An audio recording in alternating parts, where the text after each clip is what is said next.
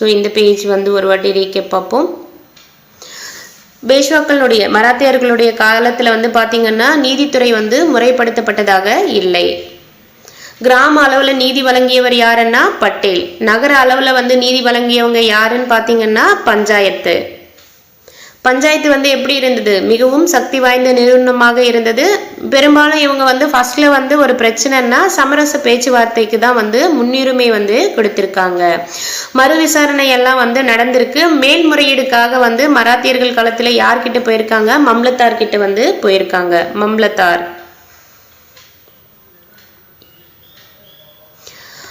சிவாஜி காலத்துல வந்து பாத்தீங்கன்னா படை வீரர்கள்ல வந்து எந்த பகுதியில இருந்து சிவாஜி தேர்ந்தெடுத்தாருன்னா மராத்திய பகுதிகளில் இருந்து தான் வந்து தேர்ந்தெடுத்தார். பேஷ்வாக்களுடைய காலகட்டத்துல படை வீரர்கள் வந்து பாத்தீங்கன்னா அனைத்து பகுதிகளில் இருந்துமே வந்து தேர்ந்தெடுத்திருக்காங்க. மராத்திய இராணுவத்தின் முக்கிய பலமாக இருந்தது எதுன்னா குதிரைப்படை. மராத்திய இராணுவத்தின் முக்கிய பலமாக இருந்தது குதிரைப்படை. மராத்தியர்கள் வந்து அதிகமா வந்து எதுல சேவை புரிய ஆர்வம் காட்டினாங்கன்னா குதிரைப்படையில தான் வந்து சேவை புரியணும்னுட்டு அதிகமான ஆர்வத்தை மராத்தியர்கள் வந்து காட்டியிருக்காங்க. கொங்கணம், கண்டேரி, விஜயதுர்க் ஆகிய இடங்களில் கடற்படை தளங்களை வந்து கட்டியவர் யாருன்னா முதலாவது பேஷ்வாவான பாலாஜி விஸ்வநாத். கொங்கணம், கண்டேரி, விஜயதுர்க் ஆகிய இடங்கள்ல கடற்படை தளங்களை கட்டியவர் யாருன்னா முதலாவது பேஷ்வாவான பாலாஜி விஸ்வநாத். நாயக்கர் என்ற அமைப்பை உருவாக்கியவர் யாருன்னா கிருஷ்ணதேவராயர். கிருஷ்ணதேவராயர் ஆட்சி செய்த காலம் வந்து பாத்தீங்கன்னா 1509 இருந்து 1529. தமிழ்நாட்டுல எங்கெங்கெல்லாம் நாயக்கர்கள் ஆட்சி வந்து நிகழ்ந்ததுன்னா செஞ்சி, தஞ்சாவூர், மதுரை. ஸோ நாயக்கர்கள் தான் வந்து பாளையக்காரங்களை வந்து நியமிக்கிறாங்க. பாளையக்காரர்கள் அப்படின்ற ஒரு கான்செப்டை கொண்டு வந்தவங்க யாருன்னா நாயக்கர்கள். தஞ்சாவூர் வந்து பாத்தீங்கன்னா முதல்ல வந்து சோழர்கள் கிட்ட இருக்கு, அதுக்கப்புறம் பாண்டியர்கள் கிட்ட வருது, அதுக்கப்புறம் வந்து மதுரை சுல்தான்கள் கிட்ட வந்து கடைசியில நாயகர்கள் கைகளுக்கு வந்து வருது. நாயகர்கள் கிட்ட இருக்கிறப்போ அவங்க நாயகர்கள் கிட்டேயே ஏற்பட்ட பிரச்சனையால நாயக்கர்கள் வந்து பிஜப்பூர் சுல்தான் கிட்ட உதவி கேட்கிறாங்க. பிஜப்பூர் சுல்தான் வந்து வெங்கோஜி தலைமையில வந்து ஒரு படையை அமைச்சிருப்பாரு. வெங்கோஜி இங்க வந்து அவரை வந்து அரசராக அறிவிச்சு அரியணையில வந்து அமர்ந்திருப்பாரு. எந்த வருஷம் அப்படின்னா 1776. ஸோ சிவாஜியை ஞாபகம் வச்சுக்கோங்க. 1774 வந்து ராய்கர் கோட்டையில சத்ரபதி என்ற பட்டத்தோட அரியணை ஏறியிருப்பாரு. 2 வருஷம் கழிச்சு 1676 வெங்கோஜி வந்து தஞ்சாவூர்ல அரியணையில வந்து ஏறி மராத்தியர் ஆட்சியை வந்து துவங்குறாரு. பேஜ்ல முக்கியமான டீட்டெயில் மட்டும் பார்ப்போம். தஞ்சாவூர்ல வந்து மராத்திய ஆட்சியை துவங்கி வைத்தவர் வந்து வெங்கோஜி. ஸோ போன்ஸ்லே, ஷாஜி போன்ஸ்லேயின் தலைமை அவருக்கு அப்புறம் வந்த கடைசி அரசர் யாருன்னா அவருடைய வழியில வந்த கடைசி மராத்திய அரசர் யாருன்னா 2ஆம் சரபோஜி. 2ஆம் சரபோஜி அரியணை ஏறியப்போ அவருடைய வயது என்னன்னு பார்த்தீங்கன்னா 10 வயது. 2ஆம் சரபோஜி ஒரு தலை சிறந்த அரசர். இவர் யார்கிட்ட வந்து கல்வியை கற்றார் அப்படின்னா ரெட்ரிக் ஸ்வார்ட்ஸ். இவர் வந்து ஒரு மருத்துவராகவும் வந்து திகழ்ந்திருக்காரு.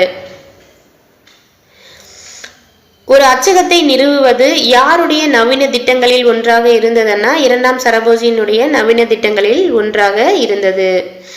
சரஸ்வதி மகால் நூலகத்தை மேம்படுத்தியது அல்லது செறிவூட்டியது யாருன்னா 2ஆம் சரபோஜி. சரஸ்வதி மகால் நூலகம் யாருடைய காலத்தில் கட்டப்பட்டதுன்னா நாயக்க மன்னர்களால் கட்டப்பட்டது. மட்டும் பார்ப்போம்.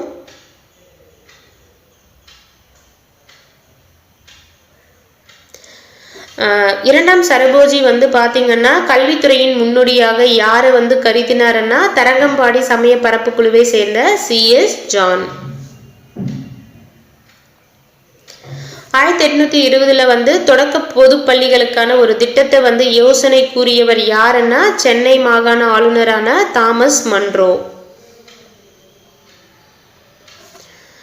2ஆம் சரபோஜி வந்து எந்த வருடம் தஞ்சாவூர்ல கிறித்துவர் அல்லாத உள்ளூர் குழந்தைகளின் கல்விக்காக முதலாவது நவீன பொது பள்ளிகளை வந்து நிறுவினார்னா 1803. புதிய மற்றும் நவீன கல்வி முறைக்காக 2ஆம் சரபோஜி என்ன முறையை வந்து அறிமுகப்படுத்தினார்னா நவவித்யா முறை. முக்தம்பாள் சத்திரம் வந்து 2ஆம் சரபோஜியால் விருப்பமான ஒரு அன்ன சத்திரமாகும். இது எந்த வருடம் நிறுவப்பட்டதுன்னா 1803. ஸோ 1803 தான் வந்து கிறித்துவர் அல்லாத மற்ற குழந்தைகளுக்கான முதலாவது நவீன பள்ளியையும் வந்து நிறுவியிருக்காரு. சேம் டைம் அதே 1803 தான் முக்தம்பாள் சத்திரம் ஒரு அன்ன சத்திரத்தையும் வந்து நிறுவியிருக்காரு 1803. மனிதர்களுக்காகவும் விலங்குகளுக்காகவும் மூலிக மருந்துகளை தயாரித்த தன்வந்திரி மஹால் ஆராய்ச்சி நிறுவனத்தை நிறுவியவர் யாருன்னா 2ஆம் சரபோஜி.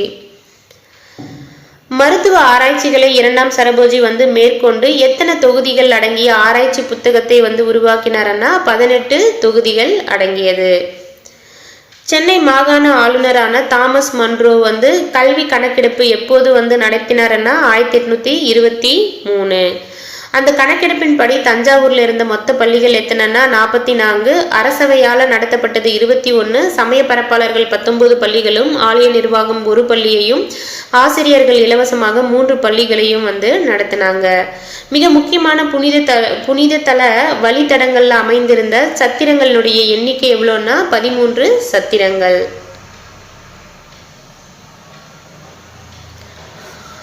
இரண்டாம் சரபோஜியால் எழுதப்பட்ட புத்தகங்கள் என்னென்னு பார்த்தீங்கன்னா குமார சம்பவ சம்பு, தேவேந்திர குரவஞ்சி, முத்ரா ராக்ஷஸ்யா.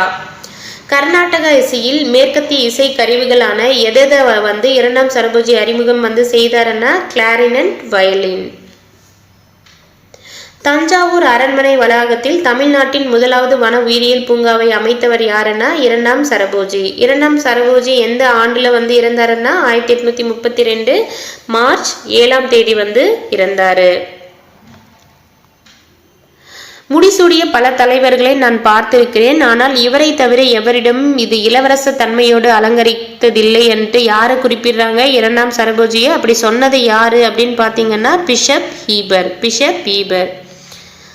அவ்வளோதாங்க, இதோட வந்து இந்த லெசன் வந்து முடியுது. தேங்க்யூ.